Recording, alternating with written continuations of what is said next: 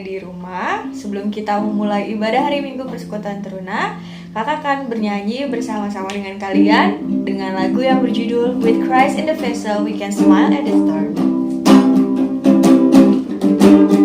With Christ in the vessel we can smile at the storm, smile at the storm, smile at the storm. With Christ in the vessel we can smile at the storm, as we go sailing home, sailing, sailing home, sailing, sailing home, sailing, sailing home, as we go sailing home. Sekali lagi ya. With Christ in the vessel we can smile at the storm, smile at the storm, smile at the storm. With Christ in the vessel we can smile at the storm, as we go sailing home, sailing, sailing home, sailing, sailing home, sailing, sailing home, as we go sailing home. Selamat beribadah. Shalom, selamat pagi semuanya. Gimana nih kabarnya? Semoga selalu sehat dan selalu dalam naungan Tuhan ya.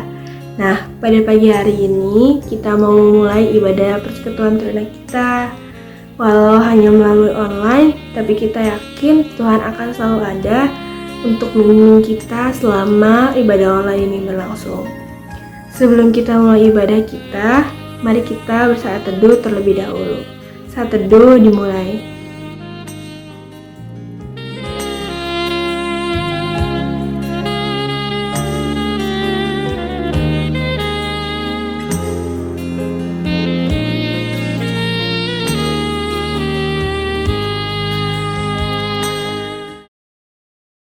Selamat pagi adik-adik. Selamat hari Minggu. Apa kabarnya? Senang sekali akhirnya kita berjumpa lagi dalam IHMPT secara daring tanggal 4 Oktober ini. Semoga adik-adik tetap sehat, penuh dengan sukacita, dan tetap semangat mengikuti ibadah hari Minggu Persekutuan Teruna walaupun secara daring. Baiklah adik-adik, kita akan memulai ibadah hari ini. Sebelum kita memulai ibadah, mari kita bersama-sama menyanyikan satu buah lagu yang terambil dari Kidung Jemaat 10, bait 1 dan 2, Pujilah Tuhan Sang Raja.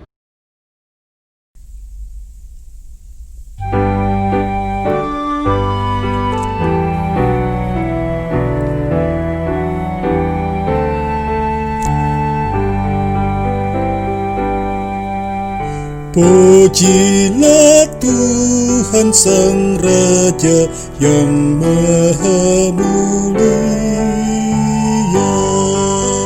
segenap hati dan jiwaku pujilah Dia. Datang berkat, berilah musikmu berkat, angkatlah puji-pujian.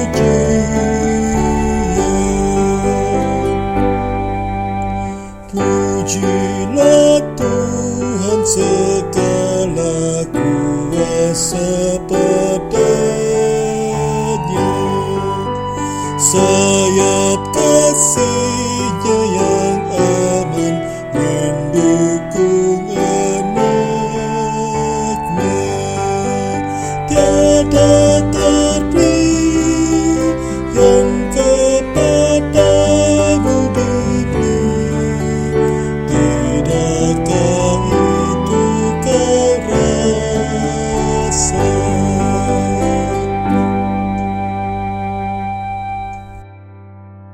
Tuhan Yesus, pada pagi hari ini kami bersyukur atas kasih-Mu dan berkat-Mu. Tuhan, terima kasih Tuhan, Engkau tetap mengasihi dan memberkati kami apapun kondisinya. Tuhan, Engkau Bapa yang baik Tuhan, Engkau Raja di atas segala raja, nama-Mu besar di atas segala nama. Tuhan, pada pagi hari ini, sebentar lagi kami ingin mengikuti ibadah hari Minggu Persekutuan Teruna. Walau ibadah yang kami lakukan ini secara online, tapi kami percaya Tuhan, Engkau tetap ada bersama kami. Tuhan, beri kami hikmat dan didikan, supaya kami mengerti apa yang hendak Engkau sampaikan pada pagi hari ini. Terima kasih Tuhan, dalam nama Tuhan Yesus, haleluya, amin. Adik-adik, sebelum kita masuk dalam pembacaan firman, marilah kita menyambut firman Tuhan dengan menyanyi kembali dari Kidung Jemaat 10, baitnya yang keempat.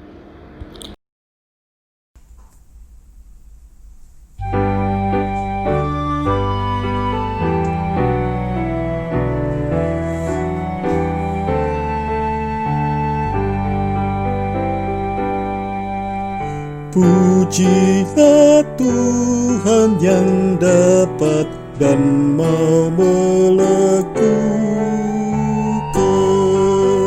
jauh melebihi doamu dan yang kau rindukan.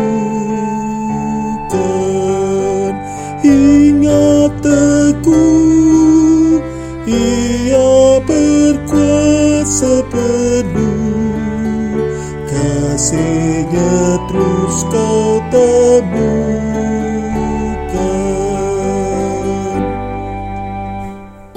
Rekan Teruna yang terkasih dalam nama Tuhan Yesus Kristus, sebelum kita mendengarkan firman Tuhan, mari kita menyatukan hati dan pikiran kita bersatu di dalam doa.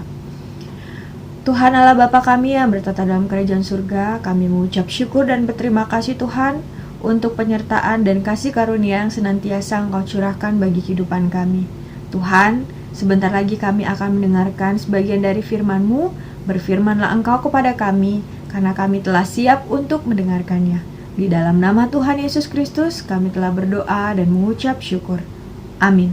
Dan Teruna, saat ini kita akan membacakan firman Tuhan yang terambil dari Alkitab, yaitu dari kitab Kisah Para Rasul pasal ke-19, ayat 1 sampai dengan 12 yang menyatakan di bawah judul Paulus di Efesus. Ketika Apolos masih di Korintus, Paulus sudah menjelajah daerah-daerah pedalaman dan tiba di Efesus. Di situ, didapatinya beberapa orang murid. Katanya kepada mereka, "Sudahkah kamu menerima Roh Kudus ketika kamu menjadi percaya?" Akan tetapi mereka menjawab dia, "Belum. Bahkan, kami belum pernah mendengar bahwa ada Roh Kudus." Lalu kata Paulus kepada mereka, "Kalau begitu, dengan baptisan manakah kamu telah dibaptis?" Jawab mereka, "Dengan baptisan Yohanes." Kata Paulus, "Baptisan Yohanes adalah pembaptisan orang yang telah bertobat, dan ia berkata kepada orang banyak bahwa mereka harus percaya kepada Dia yang datang kemudian daripadanya, yaitu Yesus." Ketika mereka mendengar hal itu, mereka memberi diri mereka dibaptis dalam nama Tuhan Yesus. Dan ketika Paulus menumpangkan tangannya di atas mereka, turunlah Roh Kudus ke atas mereka dan mulailah mereka berkata-kata dalam bahasa roh dan bernubuat. Jumlah mereka adalah kira-kira 12 orang. Selama 3 bulan, Paulus mengunjungi rumah ibadat di situ dan mengajar dengan berani. Oleh pemberitaan, ia berusaha meyakinkan mereka tentang kerajaan Allah. Tetapi, ada beberapa orang yang tegar hatinya. Mereka tidak mau diyakinkan, malah mengumpat jalan Tuhan di depan orang banyak. Karena itu, Paulus meninggalkan mereka dan memisahkan murid-murid dari mereka, dan setiap hari berbicara di ruang kuliah Tiranus. Hal ini dilakukan 2 tahun lamanya, sehingga semua penduduk Asia mendengar firman Tuhan, baik orang Yahudi maupun orang Yunani. Oleh Paulus, Allah mengadakan mujizat-mujizat yang luar biasa, bahkan orang membawa sapu tangan atau kain yang pernah dipakai oleh Paulus dan meletakkannya atas orang-orang sakit. Maka lenyaplah penyakit mereka dan keluarlah roh Allah. Sedemikian jauh pembacaan firman Tuhan, terpujilah Kristus. Haleluya. Haleluya. Haleluya. Haleluya. Adik-adik, rekan-rekan Teruna, semuanya yang ada di rumah yang sedang menonton tayangan YouTube kita untuk ibadah hari Minggu Persekutuan Teruna, saat ini Kak Gaby ingin menyampaikan bahwa kakak sangat rindu dan kangen dengan kalian semua yang ada di rumah. Dan sampai saat ini kita pun masih melaksanakan ibadah hari Minggu secara online dari rumah kita masing-masing. Tapi tidak menutup kemungkinan di mana kita tetap bisa bersama, kita tetap bisa beribadah untuk memuji dan memuliakan nama Tuhan Yesus Kristus ya, terlebih untuk di ibadah hari Minggu Persekutuan Teruna. Nah, adik-adik, hari ini kakak ingin menyampaikan firman Tuhan yang bertemakan tentang apapun tantangannya, teruslah memberitakan Injil Kristus ya. Jadi apapun tantangannya, tetaplah memberitakan atau teruslah tetap memberitakan Injil Kristus. Dimana hari ini kita mau belajar mengenai supaya kita tahu apa yang dialami Rasul Paulus di Efesus ya, sebagaimana judul yang tadi kita baca dalam perikop bacaan Alkitab yang baru saja kakak bacakan atau kita baca. Kemudian untuk memahami bahwa dirinya harus senantiasa berani memberitakan Injil Kristus apapun tantangannya ya, jadi bagi kita teruna-teruna. Kemudian untuk menyatakan komitmen agar setia dalam memberitakan Injil Kristus. Sehingga ketika kita berkomitmen, ketika kita menetapkan diri bahwa kita mau menjadi saksi Kristus, kita mau memberitakan firman Tuhan tersebut secara baik, dengan setia, dan membawa ketulusan kita. Adik-adik, untuk pemahaman kita mengenai pembahasan firman Tuhan sesuai dengan yang tadi sudah kakak sampaikan dari pembelajaran khusus kita tahu bahwa kitab Rasul Paulus merupakan kitab di dalam perjanjian baru yang berisi secara jelas tentang perjalanan ataupun penyebaran Injil Kristus pada masa kehidupan jemaat mula-mula. Lukas adalah seorang sejarawan gereja yang seringkali disebut bukan hanya menulis Injil tetapi juga kisah para rasul. Dalam Injil ini, Lukas digambarkan secara jelas tentang kehidupan Yesus. Sedangkan dalam kisah para rasul dituliskan tentang peristiwa pencurahan Roh Kudus dan perkembangan Injil. Nah, di dalam kisah para rasul ayat 19 pasal 19 ayat 1 sampai dengan 12 ini merupakan teks yang di dalamnya menceritakan perjalanan dari pelayanan rasul yang amat sangat terkenal yang kita tahu, yaitu Rasul Paulus, yang tadinya merupakan seorang yang tidak taat, kemudian berubah menjadi orang yang sangat taat dan sangat mencintai Kristus. Yang tadinya anti Kristus menjadi sangat mencintai Kristus dan melakukan hal-hal yang terbaik sesuai dengan firman Tuhan.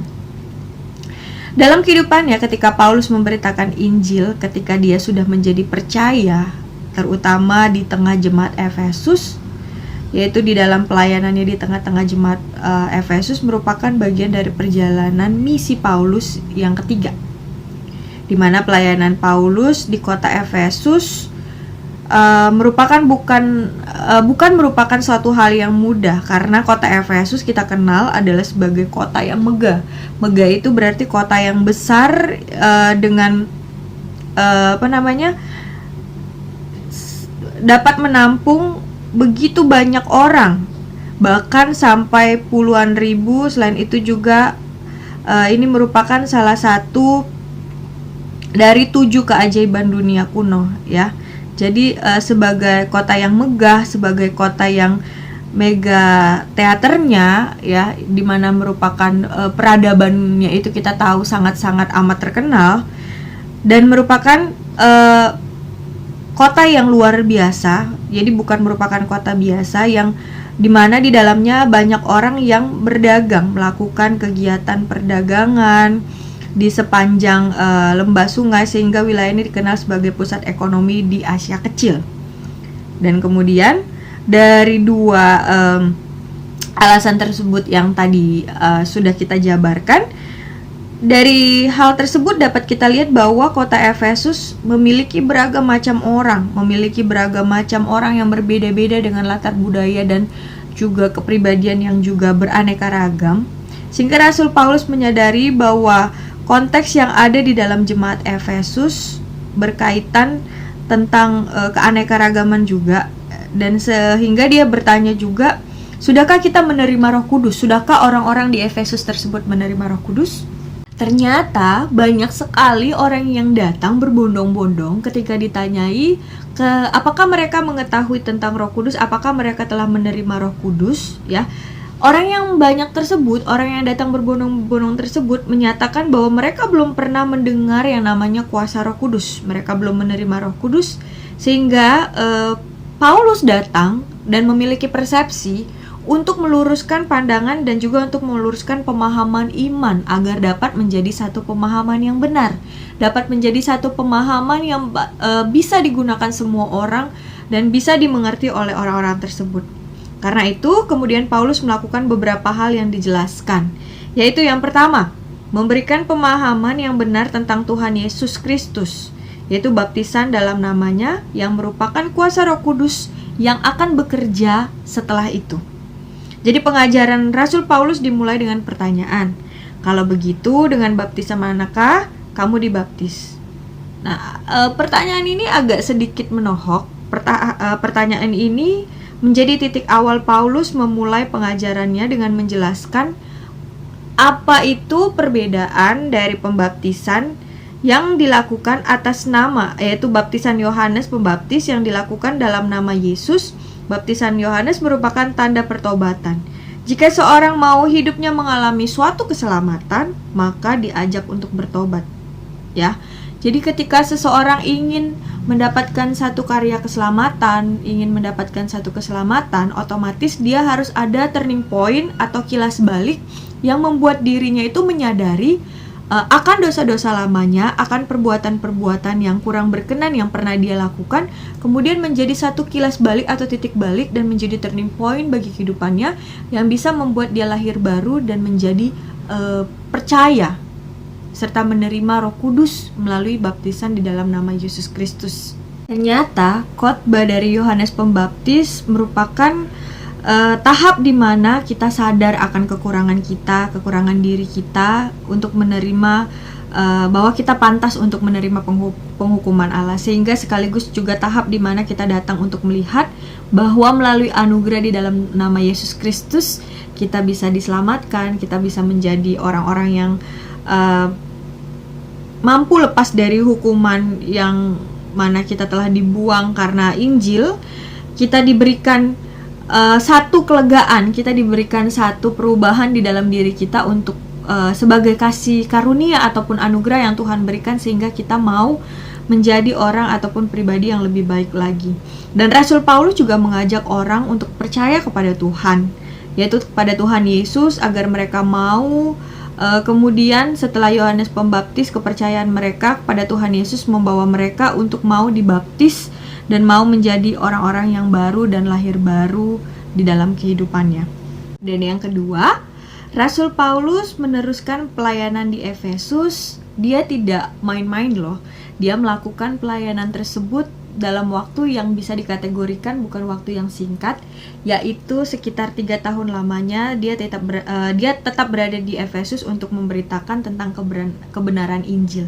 Jadi memang di dalam firman Tuhan yang kita dengar tentang kitab Rasul Paulus ya kepada jemaat ataupun umat yang ada di Efesus, itu ada kaitannya dan erat sangat kaitannya dengan pembaptisan yang Yohanes Pembaptis lakukan, yang nantinya juga maksud dan tujuannya adalah untuk membawa jiwa-jiwa baru, membawa orang-orang untuk bisa menjadi pribadi yang memiliki kepribadian ataupun memiliki satu keberanian untuk mereka bisa memberitakan Injil Kristus.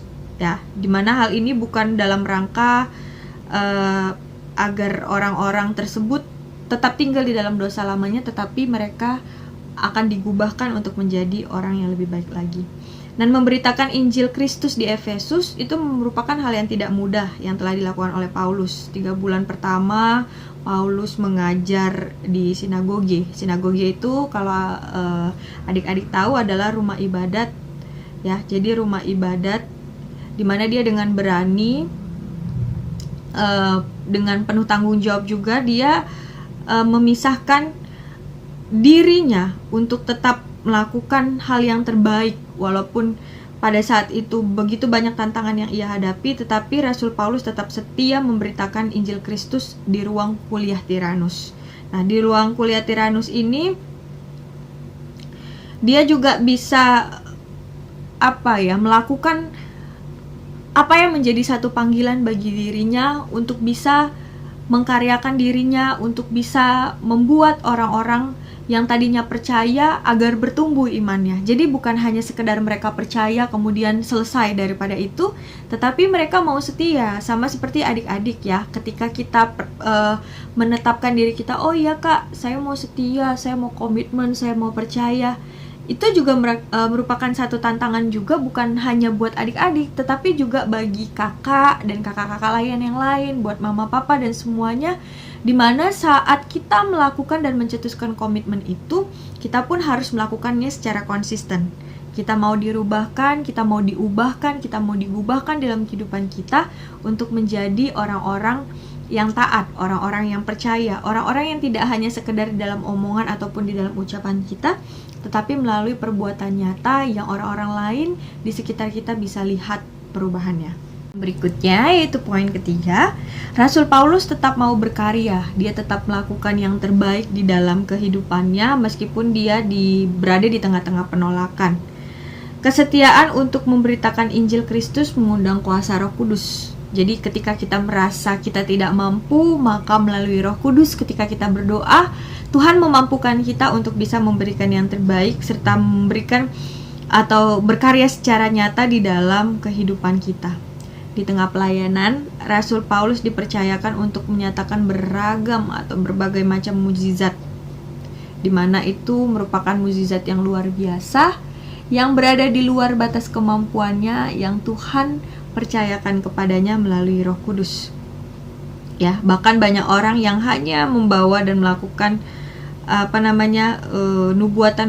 nubuatan yang jauh lebih baik ketika mereka sakit, ataupun ketika dia melakukan nubuatan dalam pengusiran setan. Peristiwa ini bukan karena tangan ataupun karena kemampuan dari Paulus, tapi merupakan karya-karya yang besar bagi kehidupan manusia, yang merupakan Tuhan turut bekerja, Tuhan turut campur tangan, dan Tuhan yang melakukan hal tersebut sehingga Paulus memiliki kemampuan tersebut.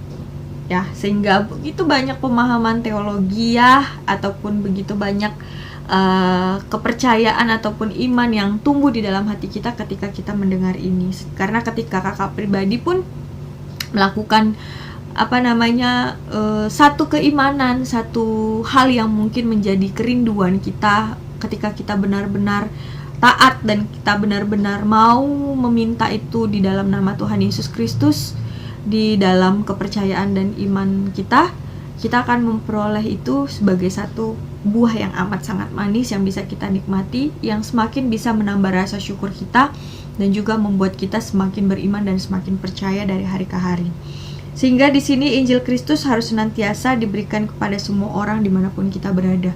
Jadi bukan berarti kita harus memberikannya dengan muluk-muluk, harus dari bukan harus ya, tapi bisa dimulai dari hal yang simple, dari hal yang sepele, sehingga setiap orang percaya dipanggil untuk senantiasa memberitakan Injil dengan setia, meskipun di tengah-tengahnya, di pinggir-pinggirnya, di dalam lini kehidupan yang dijalani, begitu banyak tantangan yang mungkin dapat dijadikan sebagai satu tantangan berarti yang bisa mendewasakan pengalaman kita. Kita perlu tahu bahwa Allah senantiasa dan selalu menyertai dimanapun kita berada, menyertai orang-orang percaya, menyertai orang-orang yang setia, dan penyertaan Allah atau di dalam kuasa Roh Kudus membuat orang percaya itu tidak boleh merasa takut, tidak boleh merasa was-was ataupun merasa bahwa dirinya itu berkecil hati, karena kita percaya bahwa ketika kita memberitakan Injil, maka kuat kuasa Roh Kudus akan memberikan kemampuan kita untuk berkarya senantiasa. Dari hal yang sepele, dari hal-hal yang mudah, kita bisa memulai dari diri kita sendiri, dalam kehidupan keluarga kita, dalam kehidupan pertemanan kita, ataupun lingkup kehidupan dan lini kehidupan yang mungkin ada di dalam inner circle kita. Nah, sehingga hal yang bisa teruna lakukan setelah kita mendengar firman menjadi tugas dan tanggung jawab, bukan hanya kepada kita, bukan kepada teruna-teruna yang di rumah saja, tetapi kepada kakak, kepada semua kakak-kakak lain, supaya kita mampu untuk terus memberitakan Injil Kristus apapun itu tantangannya. Sehingga hal yang bisa kita lakukan sebagai perbuatan nyata adalah bahwa kita memberitakan Injil kepada semua orang melalui tindakan ataupun perbuatan kita, dan menyadari kita untuk memberitakan Injil kepada semua orang, kendati kita mempercayakan hidup kita kepada Tuhan, kendati kita mau untuk berucap, bersikap, dan juga menolong orang-orang sebagai bentuk rasa syukur kita atas karya penebusan, dan sebagai bentuk ketaatan dan kesetiaan kita dalam menjalankan firman Tuhan dan menjadi orang-orang yang beriman. Kiranya firman Tuhan yang tadi kita sudah dengar dari kitab Paulus atau Kisah Para Rasul yang ditulis tersebut dapat menjadi rema, dapat menjadi satu kebijaksanaan bagi kita, sehingga karya penebusan Tuhan Yesus Kristus senantiasa menaungi kehidupan kita, dan kita bisa menjadi orang-orang yang berguna bagi kehidupan kita saat ini dan seterusnya. Terima kasih rekan-rekan teruna. Demikian firman Tuhan yang sudah kita dengar. Amin. Setelah kita mendengarkan firman Tuhan tadi, marilah kita merespon firman Tuhan dengan kembali mengangkat pujian dari Gita Bakti 121, bait pertama dan yang kedua, Hai pergi dan wartakan.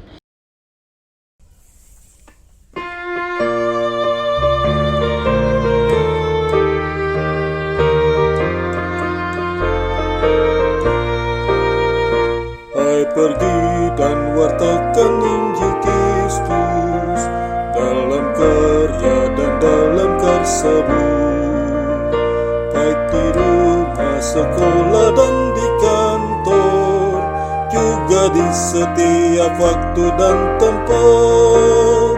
Bawa kasih dan bawa sukacita, panjang sabar serta lemah lembut. Itu sikap yang harus kau teguhkan, karena Kristus nyata dalam hidupmu. Hai pergi dan wartakan Injil Kristus dalam kata dan perbuatanmu, juga dalam segala tindakanmu. Jadikanlah firman Tuhan pandumu. Jangan takut tegakkan keadilan, dan berani berkata yang benar. Jangan bimbang dan jangan kaku hati, Roh Kudus membimbing dan menolongmu.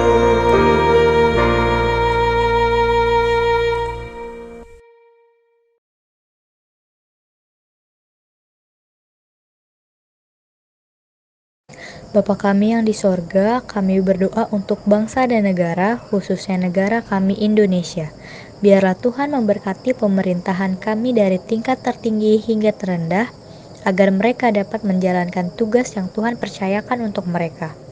Kami juga berdoa untuk bangsa-bangsa di seluruh muka bumi, agar Tuhan memberikan keselamatan, kesehatan, serta kesejahteraan secara ekonomi dan kedamaian untuk seluruh bangsa-bangsa. Dan kami mohon Tuhan agar pandemi COVID-19 ini dapat secara berakhir. Ya Tuhan, dengarlah doa kami. Ya Tuhan, kami berdoa untuk PKPT GPIB, bersyukur untuk PKA, dan berdoa untuk seluruh pelayan agar tetap semangat memberikan yang terbaik untuk ibadah online IHMPT kami ini ya Tuhan. Tuhan, ibadah IHMPT kami ini berlangsung secara online ya Tuhan, berbeda dari sebelumnya. Tetapi kami yakin ya Tuhan, Tuhan selalu hadir di tengah-tengah kami, menuntun setiap apa yang kami lakukan ya Tuhan. Terima kasih ya Tuhan. Dalam nama Yesus kami berdoa dan ucap syukur. Amin. Tuhan, kami berdoa untuk Pelkat PT GPIB Sawangan agar terus dapat melakukan pelayanan dan kesaksian untuk membentuk kita senantiasa menjadi pembawa damai dalam hidup kita. Tuhan, kami juga bersyukur untuk PKA yang sudah ditetapkan, kiranya program tersebut berjalan sesuai dengan kehendak-Mu. Tuhan, kami juga mau berdoa untuk kakak-kakak pelayan PT, bantulah mereka Tuhan dalam menjalani tugasnya dengan semangat melayani dan semoga mereka sungguh menjadi teladan dalam iman, kasih, dan pelayanan. Tuhan, kami mohon agar mereka selalu berpandangan luas, mau menyiapkan dan membimbing kami, anak-anak PT, agar menjadi anak-anak yang takut akan Tuhan. Tuhan, dengarkanlah doa kami. Ya Tuhan, kami juga ingin berdoa untuk para terunalayan GPIB Sawangan. Berkatilah mereka ya Tuhan yang sedang berulang tahun pada minggu ini. Berikan mereka panjang umur dan kesehatan. Terima kasih Tuhan. Dan Tuhan juga kami ingin berdoa untuk kegiatan belajar kami dari rumah. Lancarkan ya Tuhan kegiatan belajar kami serta ujian-ujian yang akan kami laksanakan. Terima kasih ya Tuhan, dengarlah doa kami. Tuhan, kami juga ingin berdoa untuk orang tua, kakak, adik, om, tante, dan seluruh keluarga anak-anak layan PT supaya selalu diberikan berkat yang cukup di tengah keluarga dan juga memperoleh perlindungan dari Tuhan dan wabah COVID-19 ini. Terima kasih ya Tuhan, dengarkanlah doa kami. Tuhan Yesus yang Maha Baik, kami mengucap syukur buat segala rangkaian doa syafaat yang telah disampaikan oleh para teruna kami, dimulai dari pokok-pokok doa poin yang pertama sampai dengan yang kelima. Kiranya Tuhan, kami membawa kerendahan hati kami membawa diri kami untuk menyerahkan serangkaian doa syafaat tersebut, agar kiranya Tuhan Engkau mau mengabulkan dan meluluskan semua permintaan kami tersebut. Tuhan, inilah kami yang mengalaskan segala doa kami di dalam satu nama, yaitu Tuhan Yesus Kristus, Tuhan dan Raja kami yang hidup, yang telah mengajarkan kami doa yang amat sempurna. Bapa kami yang ada di surga, dikuduskanlah namamu, datanglah kerajaanmu, jadilah kehendak-Mu di bumi seperti di surga. Berikanlah kami pada hari ini makanan kami yang secukupnya, dan ampunilah kami akan kesalahan kami, seperti kami juga mengampuni orang yang bersalah pada kami. Dan janganlah membawa kami ke dalam pencobaan, tetapi lepaskanlah kami daripada yang jahat.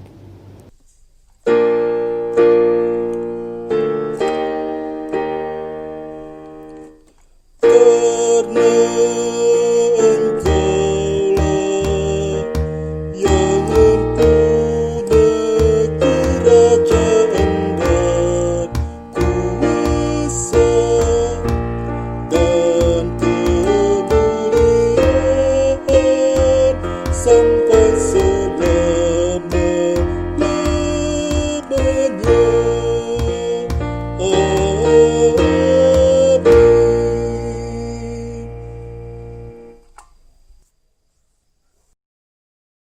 Adik-adik, tiba kita dalam penghujung ibadah, namun kakak mengundang kembali adik-adik untuk kembali mengangkat pujian dari Kidung Jemaat 426, bait pertama dan ketiga, kita harus membawa berita.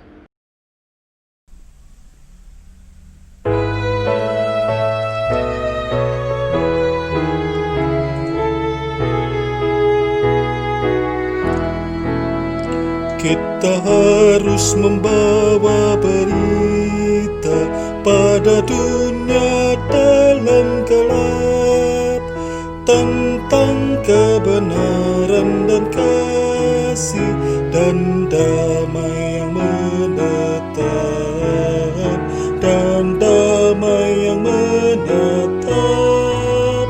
Karena gelap jadi remang pagi dan remang jadi siang terang. Kuasa Kristus kan nyatalah, rahmani dan cemerlang. kita harus menyanyikan gitar, melembutkan hati keras, supaya senjata iblis remuk dan segera lepas, remuk dan segera lepas. Remang klub jadi remang pagi, dan remang jadi siang terang. Kuasa Kristus kan nyatalah, rahmani dan kebenaran.